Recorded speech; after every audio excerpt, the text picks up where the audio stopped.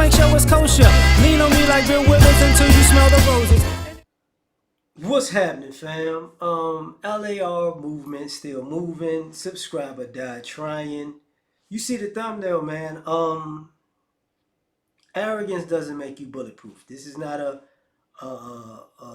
subliminal diss or shot to anybody, but having a conversation with one of the brothers online, and I just wound up saying that they like I think some people in life are so arrogant they think they're bulletproof, and what I mean is confidence is an interesting thing. You know, there's a fine line between confidence and arrogance, and some people like living on the edge because that keeps them, I guess, on the top of their game in a sense, right?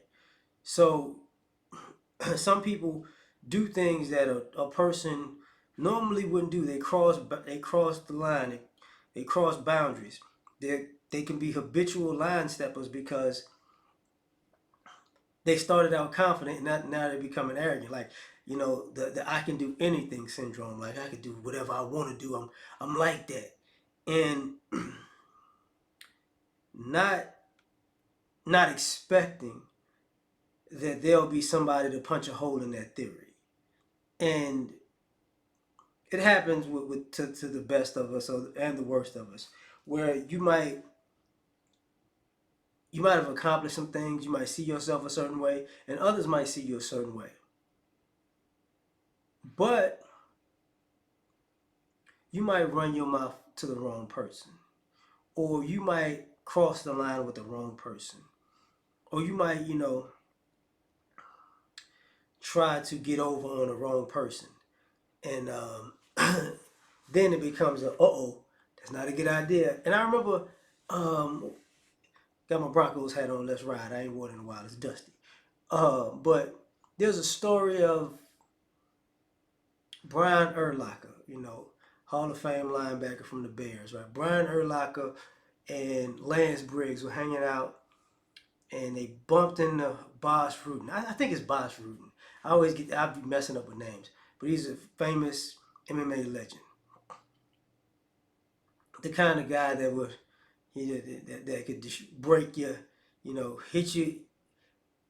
Not necessarily long. He's known for the liver shot, but really the spleen shot. It's on the other side. He could really just put you in the hospital. And Brian Urlacher bumped into him. I think it was Brian Urlacher that bumped into him.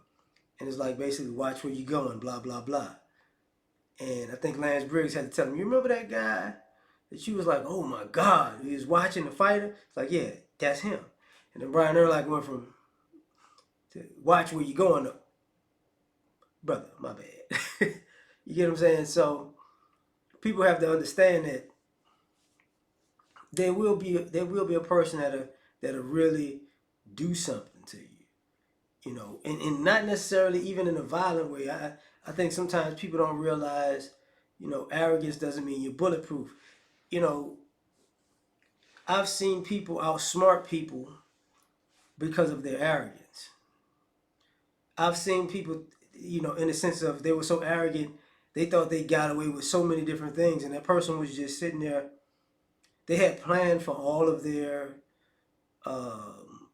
let's just say, moves, because they knew that their arrogance just would let them and lead them to do things that are just easy to counter because they're very predictable. Arrogance makes you predictable. People think you're unpredictable, but you're not. Anything a dumb person would do, you're going to do because you think, hey, I can do whatever I want. But then you meet people who outsmart you and you realize I'm not bulletproof. Uh-oh. What happened? What happened was you got yourself caught up in a whirlwind of shenanigans. You did it to yourself.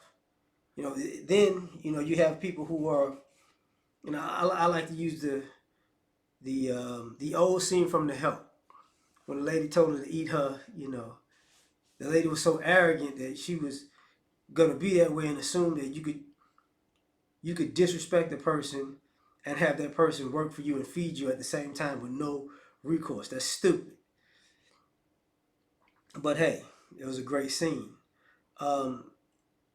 And you got other people who think they're bulletproof because they actually I don't know why. Like I use a reference. I want to say Phil Sims. I want to say it was Phil Sims talk about Lawrence Taylor, and they both played for the New York Giants in the '80s. And he said, Lawrence Taylor would make these bets that he knew he couldn't win, but let's double or nothing, triple or nothing. I'll bet you for your car. And it's funny because he needed that edge, so he was just pushing the envelope to the point where, you know, if you're great at one thing, that doesn't mean your arrogance isn't going to get you over the hump with somebody competing against somebody who's great at something else, and you're challenging them into something else that they're great at. You know, there is no way. Charles Barkley, one of the greatest basketball players ever. You get what I'm saying? Horrible golfer. It's his golf clips are notorious. You can be great at something and horrible at another thing. But sometimes people are arrogant enough to say, "Since I'm great at this, I'm great at everything," and that's how people get destroyed. Because they just take that this is how I became successful and this is what people like me for, and this is what brought me, this is what put food on my table. I could just use the same mentality with everything. And I remember,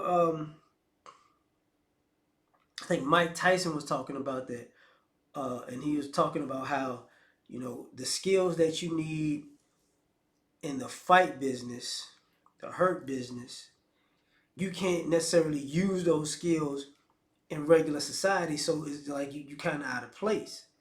You want to use the same things, but you can't necessarily use the same things.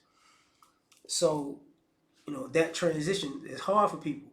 And the interesting thing about it is,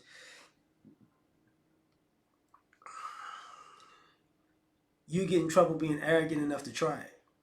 Like, I'm forgetting, I'm gonna do it. It's like, no, that's a bad idea. It takes you to get hit over the head numerous times by society and reality to realize it's not gonna work. But so this stuff doesn't make you bulletproof, you know.